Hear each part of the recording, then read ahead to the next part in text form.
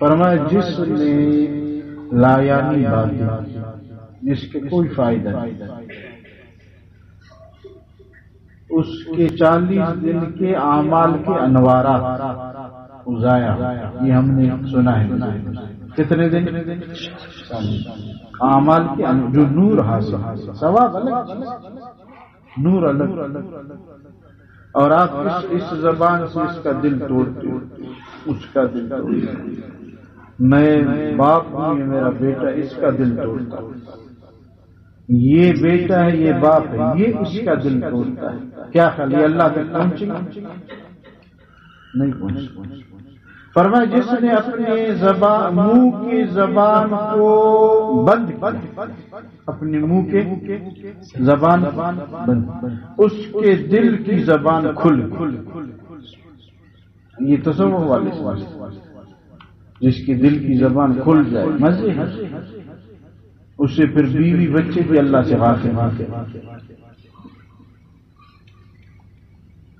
اپنے کیے کرائے پر پانی نہ پھینکتے، سمجھ رہے؟ اس لیے آپ کے نبی نے فرمایا صلی اللہ علیہ وسلم کہ بس 2 چیزوں کی ضمانت دے دو جنت کی ضامن میں ضمانت، ایک دانتوں کے بیچ میں جو ہے، ایک رانوں کی، بس اس 2 ضمانت جنت کا ضامن۔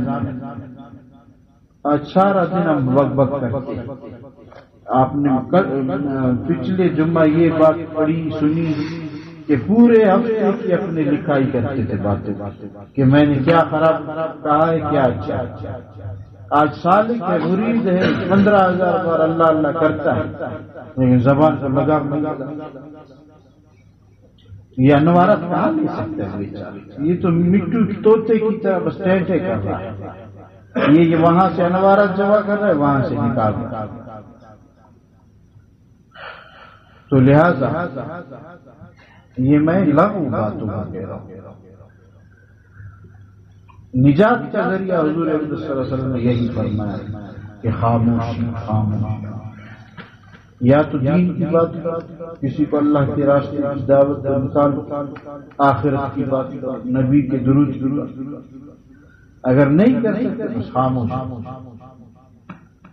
اور اسی زبان سے آپ اللہ اللہ بھی کریں، اسی سے لوگوں کے دل کو زخمی کریں، بہت مشکل، بہت مشکل اللہ تک پہنچانا۔ مرضی آپ حضرات خیال اپنے ان کو ضائع۔ آج آدھا گھنٹہ کسی کو کہو آپ خاموش بیٹھو، اس کے لیے پہاڑ، آدھا گھنٹہ کہ بھائی آپ خاموش بیٹھ لو، چادر سر پہ رکھ لو اور اللہ اللہ کر لو، پہاڑ۔ محفل میں کسی کو خاموش آپ نہیں دیکھ سکتے۔ آپ جاؤ دیکھو اپنی دعوتوں کو، اپنے شادی بیاہ، آج کل غم میں بھی چپ نہیں رہے بیچاری۔ ادھر والدہ فوت ہو گئی، یہاں بیٹھ کے کاروبار، یہ چند دن کی بات۔ ادھر بیوی فوت ہو چکی ہے، یہاں میرے پاس زمینوں کی تعریف کی ہے۔ آج کل زمینوں کی سب کو پاگل۔